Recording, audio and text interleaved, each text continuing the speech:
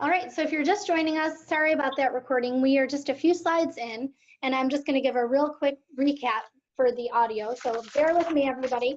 Basically, district mentors are liaisons between students, online instructors, and parents. They monitor students' weekly progress. Weekly communication is mandatory for all students enrolled in this program. A mentor may also review transcripts, go through credits, and discuss requirements for upcoming graduations. We also discuss and work through scheduled state testing, which is mandatory, and help proctor those tests, as well as prepare students for graduation. We talked about progress in our last slide and how it can look different for every child. We talk about the rule of 5, where 5 days a week, you should be working 5 hours every single day and complete at least 5 activities. We talked about how mentor contact is mandatory, and it has to be academic in nature and very detailed, and that it has to be on recent work. It can't be on past work. So it's every single week you need to make mentor contact, and it needs to be information that you're on classes you're working on right then.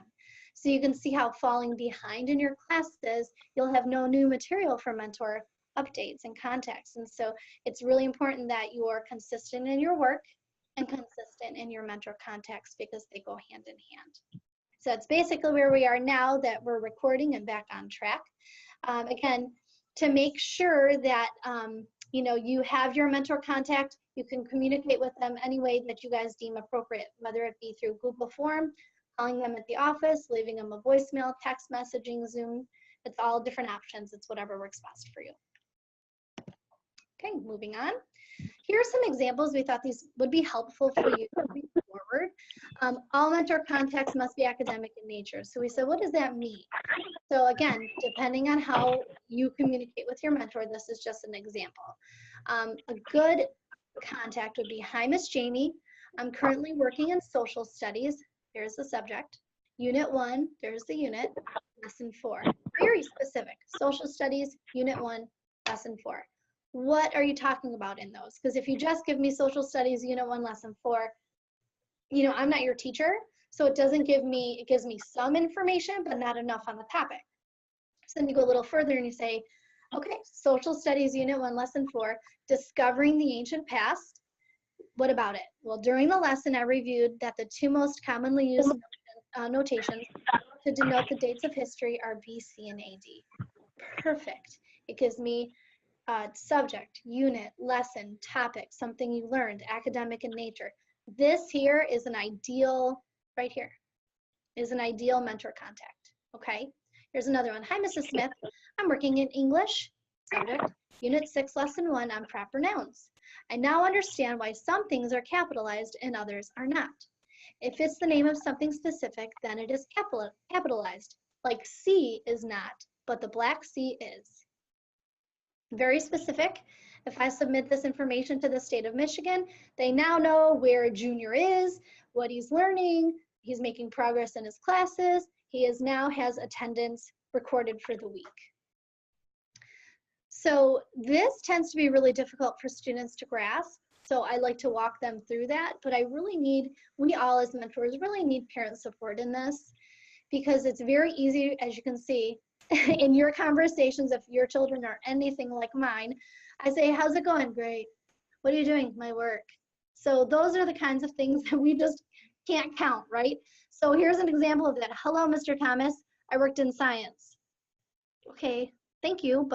And you're going to get a reply, hopefully, from your mentor that says, okay, Junior, I'm so glad you worked in science, but what unit is it? What topic are you working through? What did you learn?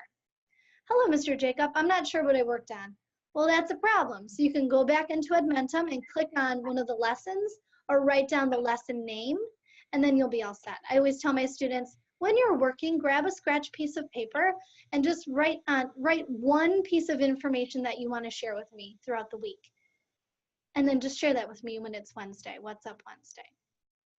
Now, when our caseloads start to get larger and larger, this becomes an issue, because you can imagine having to go back and forth with students 3 and 4 times every week when you have a caseload of 100 is really it's not feasible.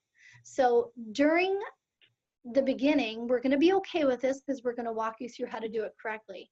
But after 2 or 3 times of teaching you how to do it correctly, the assumption is that you're going to have to figure it out on your own, because if we're not getting the information we need and there's not really effort on your end, then they'll be dropped. Because as you can understand, with a caseload of 100 or 200 students, you really can't go back and forth in a period of, a day or two with all of them 3 times. Okay, so this is where you come into play. We really need your help.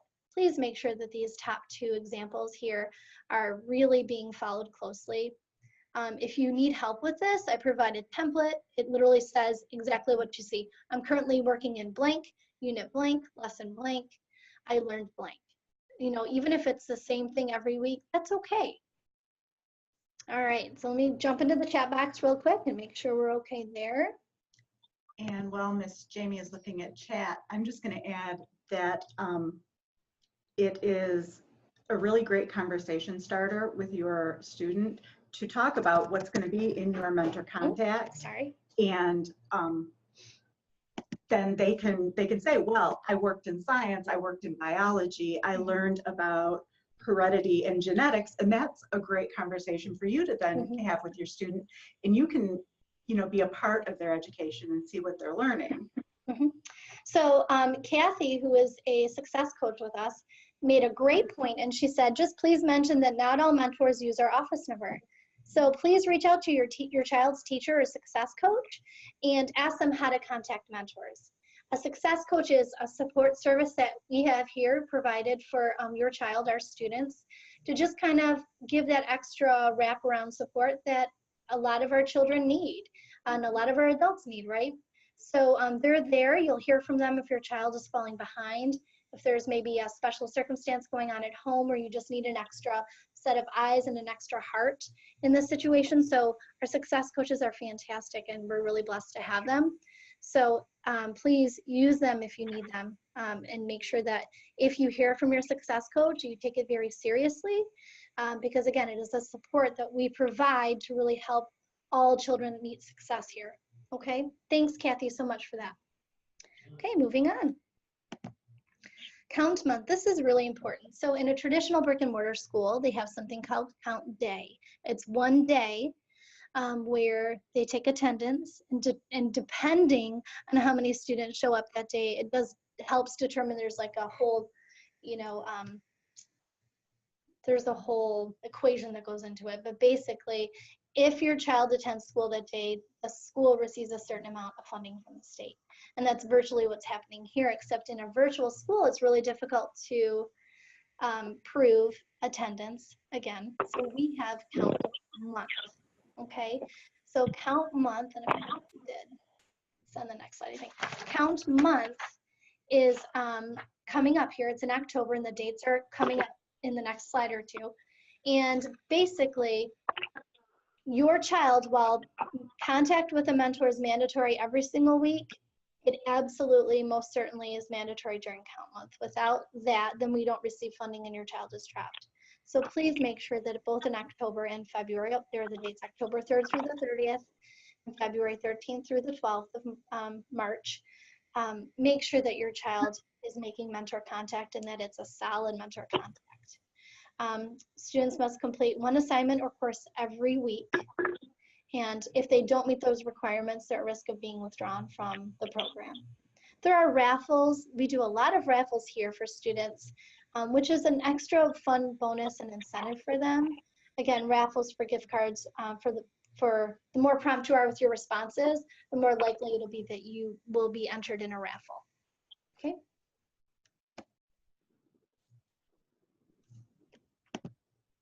So there's the October dates, if you wanted to jot those down. Really basically just remember it's all of October. For Clintondale, that is like our largest district. And again, the three of us here are part of the Clintondale district. Please remember that our count is slightly different in that we really need to monitor 6 weeks, the week before and the week after. So if you're in Clintondale, please know that the requirements are a little more strict for us and that we really need to have 6 weeks of solid contact. During this time, if your child is not meeting the requirements, you will get letters of probation and then ultimately be removed from the program. And that starts next week for Clintondale. Correct. Those are the February dates. And again, you don't have to write these down. February is a little ways away. So if you're anything like me, I'm thinking about next week. Like that's or I'm thinking about dinner really for tonight. But if you're looking at taking a February trip while the brick and mortar schools are on their winter break, then this is something to take into consideration. Your student is still going to need to work every week in February. Correct. Thank you. Okay. So these are just wanted to let you know about the incentives for Count Month raffles. If your contact is submitted on Wednesday during the What's Up Wednesday, you'll be given 5 entries into that raffle. If your contact is made by Friday, which hopefully it's not, hopefully it's done Wednesday, you'd get 3 entries. And again, if you make contact at least through that week, Wednesday through Tuesday, after, so if it's, you know, Saturday, Sunday, Monday, Tuesday, they'd get 1 entry. That's for Wednesday contact raffle winners or weekly contact raffle winners, which is ultimately 8 per week at 25 gift cards. And the drawing is on Tuesdays. More information to come from your teachers, from your mentors, as you get closer in the next week or so. Just something we wanted to mention. State testing, this is another requirement for students. Again, in addition to Count Month, we have state testing, which is mandated. These are the tentative dates. Again, as this gets closer, as you can see, it's April and May. You'll get lots of information come after like the first of the year, okay? State testing is mandatory for all students. Below are the tentative dates for all the different state tests taken this year. We'll be gathering information regarding what tests you'll be taking in a couple of months. We'll let you know what tests you're scheduled for as soon as we find out, but make sure you understand that if you're scheduled, you must attend. So please, please know that when we say junior must attend ACT or PSAT 10 on April 10th, it is mandatory. So if they do not attend state testing, they will be dropped from the program. And this is another situation where you might look at when does spring break fall. Don't plan your trip to Disney World to cover April 9th, 10th, May 7th through 9th, you know, those dates. That's very important because being out of the state or out of the city, the state of Michigan isn't going to say, oh, okay. They're very, very strict on this. And these assessments follow your child through and are put into their file. We also have a test called WIDA. It is for our English language learners, students who speak a second language, primarily in the home, and that is typically given before these assessments. So in March, I believe it'll be March. So again, if you're an English learner, English language, if English is your second language at home, you can expect to be given the WIDA as well, which is mandatory, and that's typically in March. Okay, just to recap, mandatory mentor contacts are required by the state of Michigan. They have to be academic and very specific in nature, tons of details, and they have to be every single week. Remember the What's Up Wednesday. So when you hear What's Up Wednesday, make sure that they make contact with their mentor.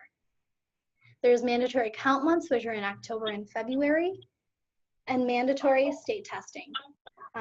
Conducted at a brick and mortar facility, that just means that you will actually have to physically take your child to a building to take the tests. Okay, so we put in here, when in doubt, please ask, because we are here to help. We are support to you and to your child.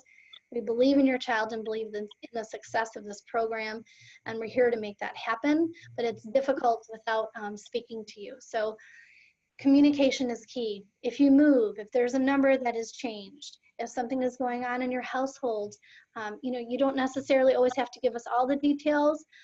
The more information we have, the more equipped we are to help you and your child meet success. So please, communication is key.